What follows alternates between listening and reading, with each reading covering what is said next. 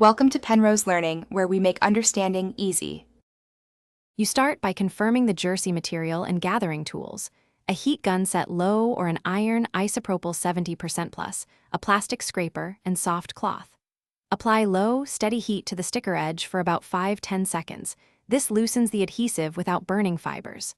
Once the adhesive softens, use the scraper at a shallow angle to lift a corner.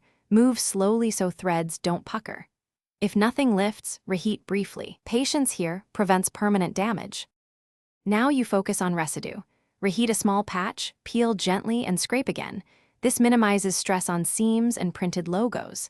After most material is gone, dampen a cloth with isopropyl and press onto sticky spots for 30–60 seconds to break down glue. Make sure to move in circular strokes, not back and forth, to avoid snagging. Once the adhesive loosens, wipe away with the cloth, rinse with cold water, and blot to remove solvent traces. This readies the surface for final touch-up.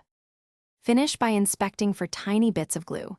If isopropyl didn't work, test a fabric-safe adhesive remover on an inconspicuous spot before wider use. Once clean, relax the fabric with steam or a brief low iron pass using a thin cloth as a barrier to prevent shine. Make sure to reshape collars or numbers while damp so they settle flat. Troubleshooting tip: if color or texture changes, stop, soak the area in mild detergent, rinse thoroughly, and air dry. Avoid heat until you're sure the stain is gone.